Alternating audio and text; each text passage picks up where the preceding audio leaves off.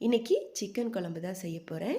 மசாலா வதக்கி அரைச்சி தான் செய்ய போகிறேன். இட்லி, தோசை, சாதத்தோடு ரொம்ப சூப்பராக இருக்கும். 1/2 கிலோ சிக்கனை கழுவி எடுத்து கூடவே உப்பு மஞ்சத்தூள் போட்டு பெசரி எடுத்து வச்சிடலாம்.